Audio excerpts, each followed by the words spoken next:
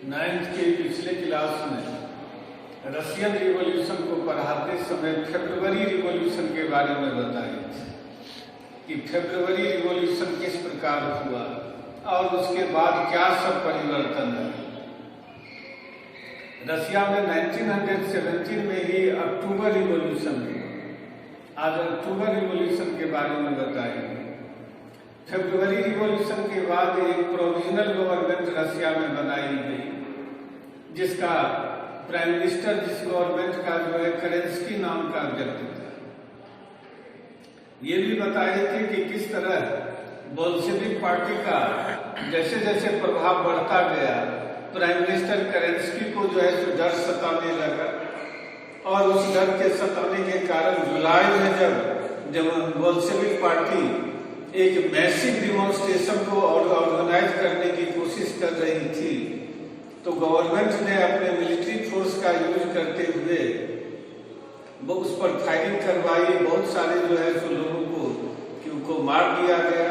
बहुत सारे Bolshevik party के लीडर को जो है सो अंडरग्राउंड हो जाना पड़ा, भागना पड़ा।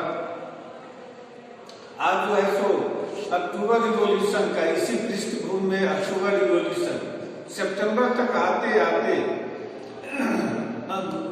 जो प्रोविजनल गवर्नमेंट और बोल्शेविक पार्टी के बीच टकराव जो है सो बढ़ता चला गया। बोल्शेविक पार्टी को लगने लगा कि जो प्रोविजनल गवर्नमेंट है वो डिक्टेटरशिप इम्पोज कर सकती है, यानी कि निरंकुश शासन जो है सो स्थापित कर सकती है।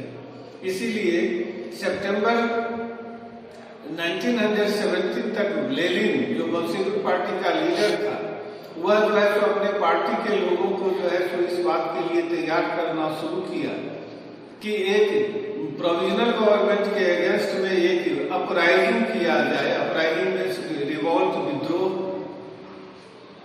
और इसके लिए जो मिलिट्री में जो बोल्शेविक पार्टी के जो सपोर्टर लोग थे, उन सबको जो है सो उसने जो है इसकी खबर देनी शुरू कर दी, उन लोगों को ऑर्गेनाइज करना शुरू किया। और 16 सितंबर 1917 तक आते आते उसने पेट्रोग्राड सोवियत और बोल्शेविक पार्टी के लोगों को इस बात के लिए तैयार कर लिया कि प्रोविजनल गवर्नमेंट के अगेंस्ट एक अपराइजिंग किया जाए। इसके लिए एक मिलिट्री रिवॉल्यूशनरी कमेटी बनाई गई, जिसमें मिलिट्री के यानी आर्मी के जो सोल्जर बोल्शेविक पार्टी के सपोर्टर थे, उन लोगों को मिला करके जो है तो ये मिलिट्री रिवॉल्यूशनरी कमेटी बनाई गई। और इसका जो लीडर जो बनाया गया, इसका इंचार्ज जो बनाया गया, वो लियोन ट्रोट्स्की नाम के बोल्शेविक पार्टी के एक युवा और तेज तर्रार लीडर को बनाया गया। और फिर लेकिन यह घोषणा नहीं की गई जो यह रिवोल्ट कब होगा, लेकिन ये रिवोल्ट के लिए जो है तो तैयारी कर ली गई। लेकिन खतरे को देखते हुए जो प्राइम मिनिस्टर केरेंस्की था, वह जो है तो शहर से बाहर चला गया, यानी सेंट पीटर्सबर्ग पेट्रोग्राड से बाहर चला गया अपने समर्थक मिलिट्री सोल्जर को बुलाने के लिए। और दूसरे 24 अक्टूबर को सुबह में ही जो है सो वह बोल्शेविक पार्टी के 2 न्यूज़पेपर के जो ऑफिस थे, उस पर गवर्नमेंट के जो सपोर्टर जो या गवर्नमेंट के जो लॉयल जो मिलिट्री सोल्जर थे, वे सब उसको अपने कंट्रोल में ले लिए। टेलीग्राफ और टेलीफोन ऑफिस पर गवर्नमेंट के कंट्रोल को बनाए रखने के लिए उनकी सिक्योरिटी की जिम्मेदारी गवर्नमेंट के लॉयल जो सोल्जर थे उनको वहां डिप्यूट कर दिया गया। इसी तरह जो जितने भी गवर्नमेंट के ऑफिसर्स थे, उनके सिक्योरिटी के लिए भी गवर्नमेंट से लॉयल जो सोल्जर थे उनको जो है सो वहां डिप्यूट कर दिया। इसके जवाब में जो है सो मिलिट्री रिवॉल्यूशनरी कमेटी जो बोल्शेविक पार्टी के द्वारा बनाई गई थी, उसको आदेश दिया गया कि गवर्नमेंट के सारे ऑफिसेज पर जो है सो कंट्रोल कर लिया जाए और मिनिस्टर को अरेस्ट कर लिया जाए। ऐसा ही मिलिट्री रिवॉल्यूशनरी कमेटी के जो मेंबर थे वे सब ऐसा ही किए। मिनिस्टर सबको जो है सो अरेस्ट करना शुरू किए, गवर्नमेंट के सारे ऑफिसेज को अपने कंट्रोल में ले लिए। शाम तक आते आते जो है सो सारे मिनिस्टर जो है सो या तो अरेस्ट कर लिए गए या सरेंडर कर दिए मिलिट्री रिवोल्यूशनरी कमेटी के सामने। और पुसान तक आते आते पूरा शहर पेट्रोग्राद पर जो है सो बोल्शेविक पार्टी का कंट्रोल हो गया। उसके बाद ऑल रशियन सोवियत कांग्रेस की मीटिंग बुलाई गई और उसमें मेजोरिटी के साथ जो है सो बोल्शेविक पार्टी के इस काम को जो है सो सपोर्ट कर दिया। उसके बाद दोनों गवर्नमेंट के सपोर्टर जो लोग थे, मिलिट्री के लोग थे, और जो बोल्शेविक पार्टी के सपोर्टर जो लोग थे और मिलिट्री के लोग थे, इन दोनों के बीच जो है सो गोलाबारी जो है सो शहर में शुरू हो गई। बहुत सारे लोग मारे गए इसमें। दूसरे शहरों में भी इसी तरह की स्थिति पैदा हो गई। लेकिन दिसंबर तक आते आते पेट्रोग्राद और मॉस्को के बीच के सारे इलाके पर बोल्शेविक पार्टी का कंट्रोल हो गया और इस तरह जो है सो बोल्शेविक पार्टी की गवर्नमेंट बन गई इस रिवॉल्यूशन के बाद।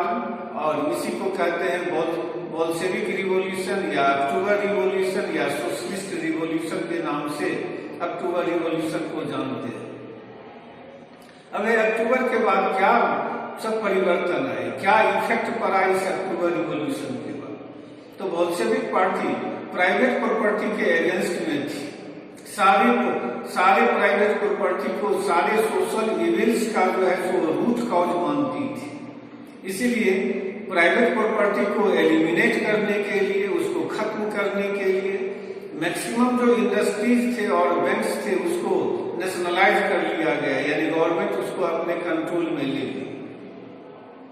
शहरों में जो बड़े बड़े जो बंगला थे, यानी बड़े बड़े जो बिल्डिंग थे, उनको गवर्नमेंट अपने कंट्रोल में कर लिया और उसको पार्टीशन कर दिया, यानी अलग अलग भागों में उन मकानों को जो है सो इस तरह से बांट दिया गया कि जितनी जरूरत मकान मालिक को मकान की थी उतना पार्ट उसके पास रहने दिया गया और बाकी जो भाग था बिल्डिंग का वो उसको जो है सो जरूरतमंदों के बीच जो है सो बांट दिया गया जिनके पास घर नहीं थे।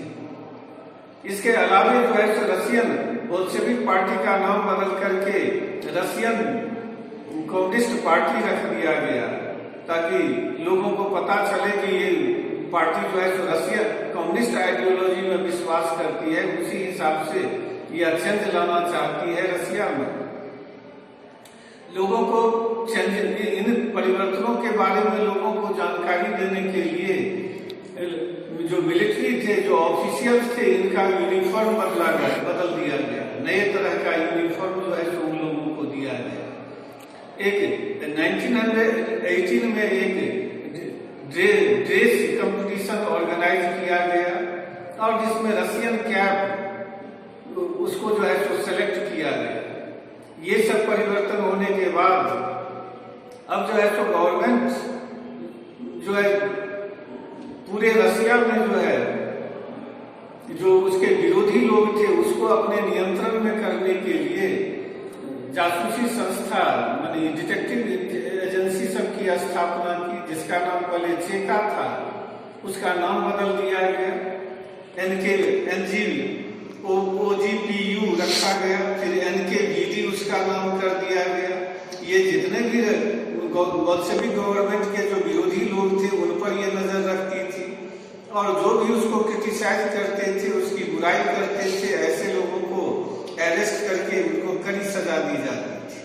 नए नए जो राइटर थे, जो नए नए आर्टिस्ट थे, उन लोगों को बोल्शेविक पार्टी से जोड़ा गया और वे उन लोगों को कहा गया कि जो कम्युनिस्ट आइडियोलॉजी है, जो बोल्शेविक पार्टी का आइडियोलॉजी है, उसके आधार पर वो अपने आर्ट में, आर्किटेक्चर में, इस सब में जो है सो वे नया एक्सपेरिमेंट करें, इस तरह के राइटर जो है सो इस तरह के राइटिंग लिखें जिससे कि बोल्शेविक आइडियोलॉजी के बारे में लोगों को जानकारी मिले। नए बिल्डिंग जो है सो बनाए गए, बोल्शेविक आइडियोलॉजी के आधार पर उसको बनाए गए। तो ये सारे परिवर्तन जो है सो अक्टूबर रिवॉल्यूशन के बाद जो है सो हुए। अगले क्लास में बताएंगे कि अक्टूबर रिवॉल्यूशन के बाद जो एक और घटना रशिया में घटी जो सिविल वॉर का था। सिविल वॉर के बारे में बताएंगे कि सिविल वॉर क्यों शुरू हुआ, किस तरह से शुरू हुआ, उसके क्या नतीजे निकले।